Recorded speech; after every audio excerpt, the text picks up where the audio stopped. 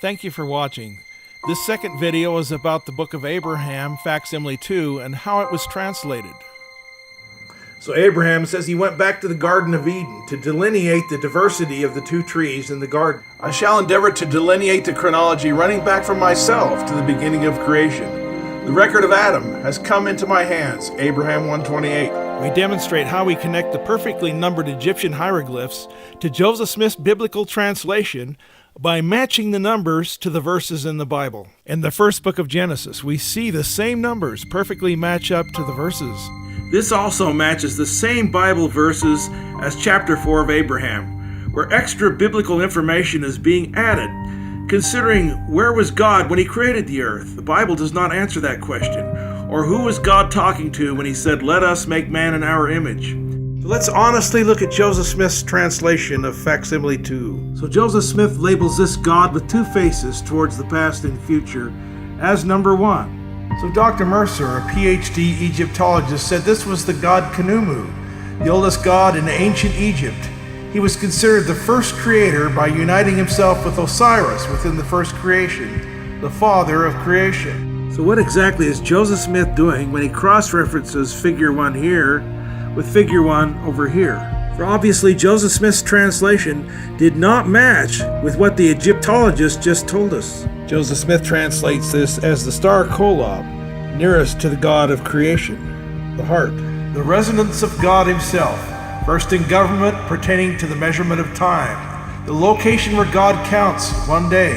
So even though these translations are quite different, they both seem to be pointing to Genesis 1, the story of God's creation. Then we have creator number 2, who looks exactly like the first creator. But then the Egyptologist tells us that number 2 represents a ram with two faces, a God facing both directions, future and past, facing toward the rising sun and the setting. For the Egyptian sun god symbolized life, death, and resurrection. The sun died during the night and was reborn the next morning. The godly figure is obviously connected to this sacrificial altar. So it shows that the Egyptians believed in a creator, a God who created animals. He was represented by an altar. But was he not a counterfeit of the true God of the Bible? Therefore, wouldn't we expect Joseph Smith's translation to be different than the Egyptologist? For he's translating that which is false, a counterfeit, back into the true Father in heaven of the Bible, or the Creator back into the true Creator of heaven and earth, Jesus Christ. Therefore, the Father and Son, who created the heaven and the earth in chapter 1 of Genesis, would not match up with the translation of the Egyptologist, but it would match up with the translation of Joseph Smith.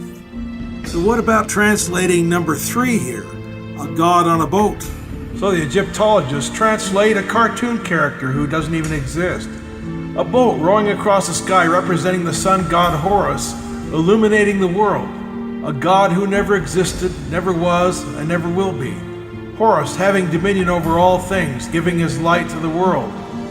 So we have an Egyptian god with a sun disk over his head, giving light to the world. An altar on his boat. What does the prophet tell us that figure 3 should mean here, over here? The scriptures tell us God is light. God sitting upon his throne, clothed with the light of eternal glory upon his head. That same power to be given to the prophets. God's light was symbolic of the sun and the sky, as Christ giving light to the world. So here's something I don't think anybody noticed.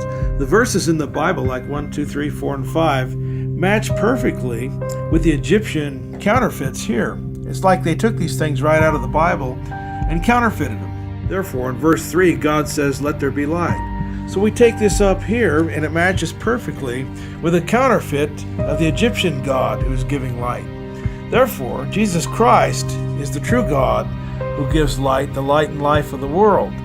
Therefore, the Egyptians have translated this wrong and counterfeited it. So the numbers of these Bible verses in the book of Genesis match exactly with the book of Abraham here, which are numbered against this, which are exactly matching with this. So once again, let's take verse 4 here in Genesis 1 and match it up with figure 4 here in the facsimile and see if we're talking about the same kind of thing. We have a bird figure in a boat crossing the sky. Once again, the PhD translates this. The outstretched wings of the hawk indicate the realm of the afterlife following death, or the measurement of time between birth and death.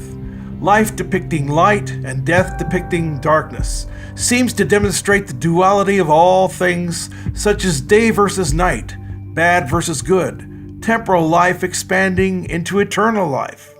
So how did Joseph Smith translate this over here? Joseph describes this figure as representing the expanse of the firmament, the sun, spanning heaven, pertaining to the numerical count of measuring time. And of course, verse 4 in the Bible is about God dividing the darkness from the light. Number 4 depicted as figure 4 here. So why this emphasis on the sun, moon, and stars in the creation? God said, "Let there be lights in the expanse of the heavens to separate the day from the night, and let them be for signs and for seasons." Was it not the original means by which Enoch's calendar expanded into 12 months each year?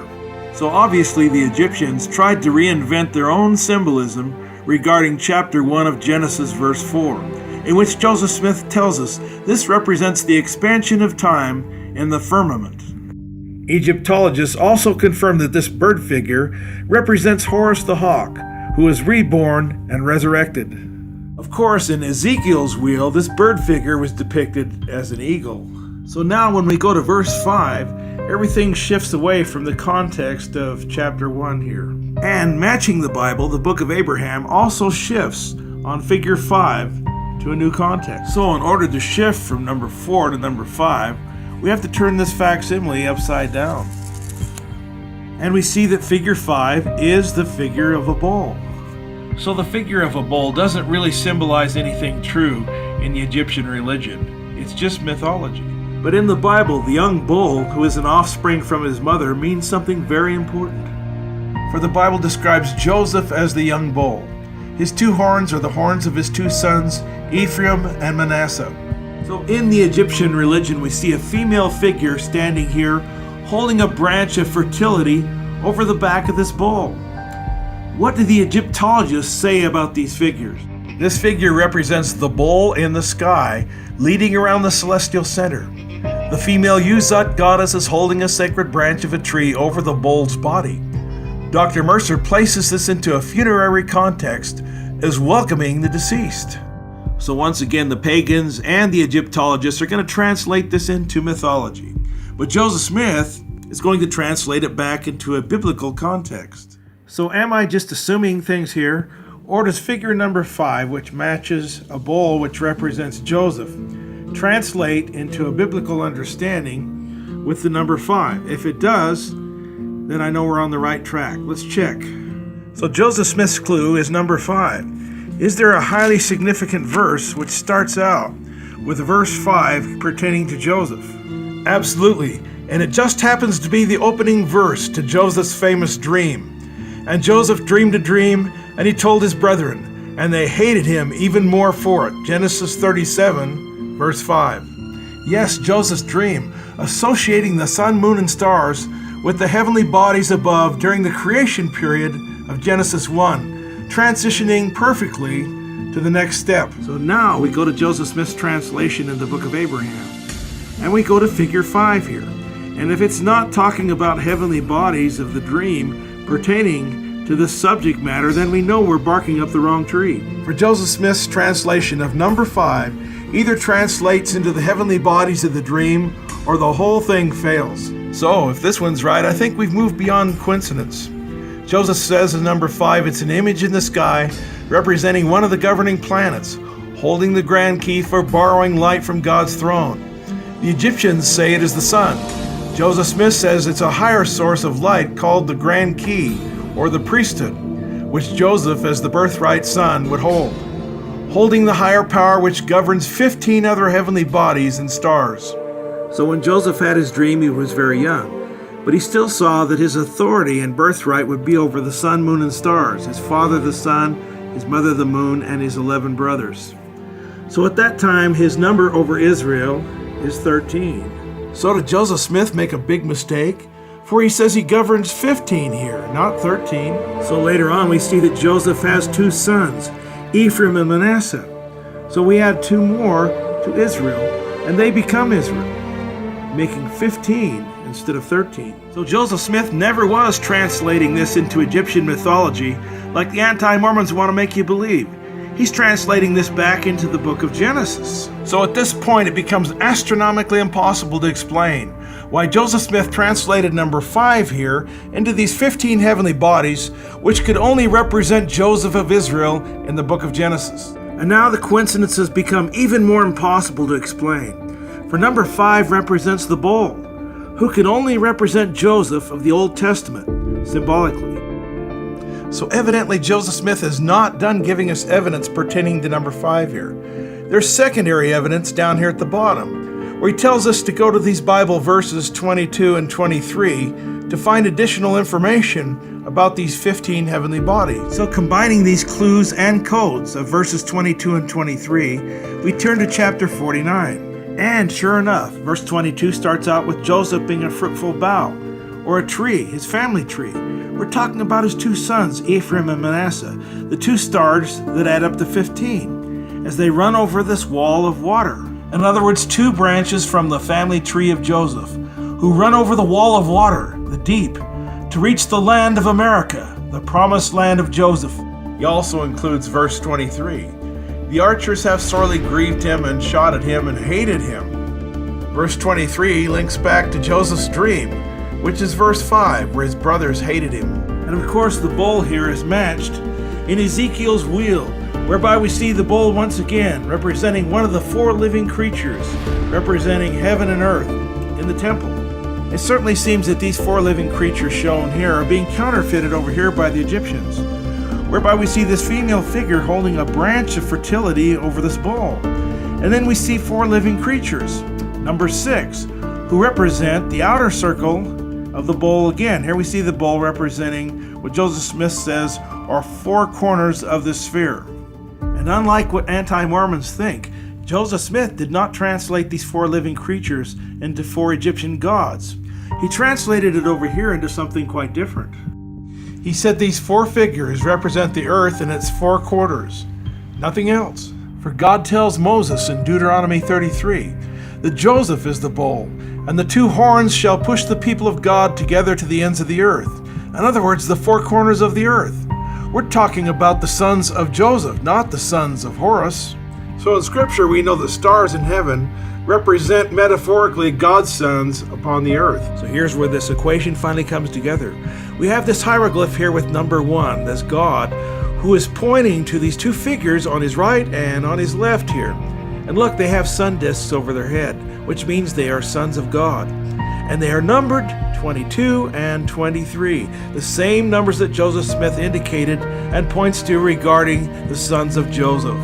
We see in verse 22 and 23, these branches run over this body of water. And sure enough, we see this branch running over this container of water, pointing to Son 23. But then we unmistakably see a second branch here coming over the right shoulder of God, pointing to Son 22. But even though some of the original teachings and figures are here, the Egyptians turned this all into a myth. Therefore, God had to give Joseph Smith a revelation to translate this in reverse back to its original Bible teaching. So this is obviously not about stars in the night sky giving light to each other as the critics talk about. This is about God giving his priesthood light to the sons of Joseph, the birthright tribe, for the last days. He faces the future and the past. The dispensation of the fullness of times is brought together by the authority given to these 2 sons of Joseph. So if it's the book of Abraham or the Bible, if you take Joseph out of the equation, none of the loose ends of biblical understanding come together. Biblically speaking, only Joseph could represent the patriarchal throne of both God and Abraham, whereby the branch of the birthright would spread the gospel to the 4 corners of the earth and gathering Israel in the latter days. We are just getting started with this huge discovery that no eyes have yet seen. We will continue this encrypted translation, which will demonstrate exactly how Joseph Smith translated the hieroglyphs, which will open up the greatest mystery on earth in Daniel and the book of Revelation. Thanks for watching.